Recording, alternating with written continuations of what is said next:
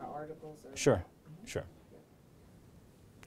For over 30 years, here at Career Communications Group, we've produced the most cutting-edge, inspirational publications and narratives of personal and corporate success through our magazines, U.S. Black Engineer Information Technology, our sister publication, Hispanic Engineer Information Technology, and of course the baby to our group of magazines, Women of Color.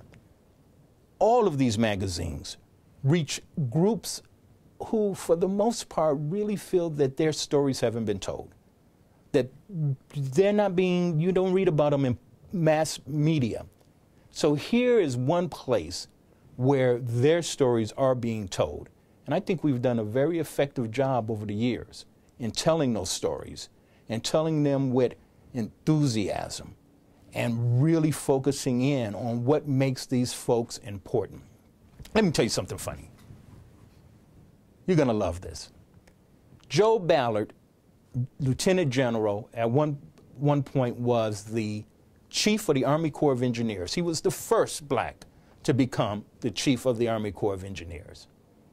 And Joe was on the cover of U.S. Black Engineer magazine. Now, this guy had reached the top of his career. He was respected, and still is, respected by everyone within the Department of Defense. He gives a speech, everybody would laugh even if the joke wasn't funny. But he said the greatest thing that happened to him, he went over to a friend's house, he went into her bathroom, and in the magazine rack was him on the cover. And he said it just blew him away. He said he would walk through airports and kids would say, "You were on the cover of U.S. Black Engineer magazine."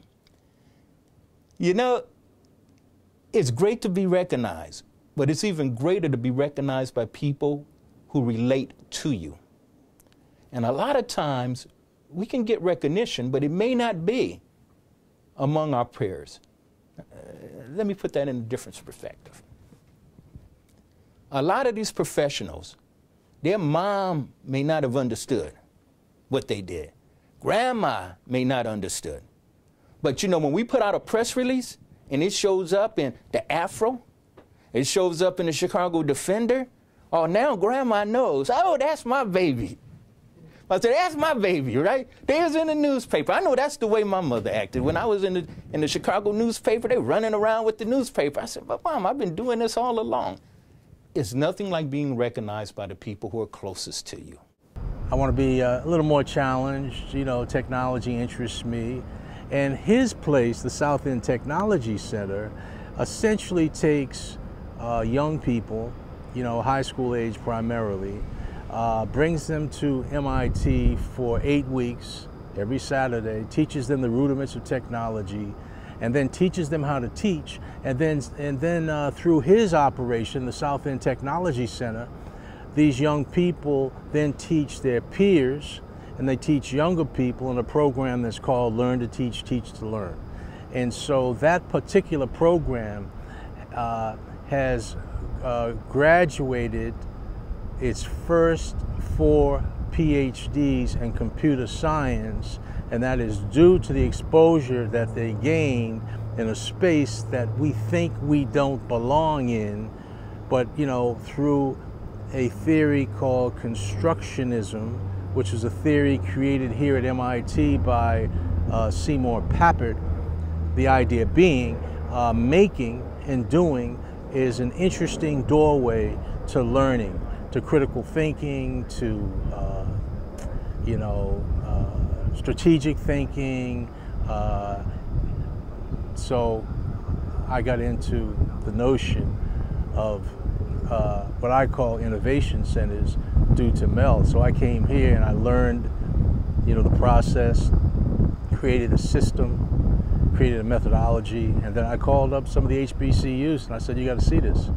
And presidents and chancellors and provosts came and visited. I exposed them to the Media Lab, and then I would expose them to the South End Technology Center so that they could see it could be at an achievable scale, you know, and every time they visited us, we had the young people, you know, give the talk, give the explanation. You know, we step back and we let the young people do it, because that's how you build leadership and that's how you build self-confidence.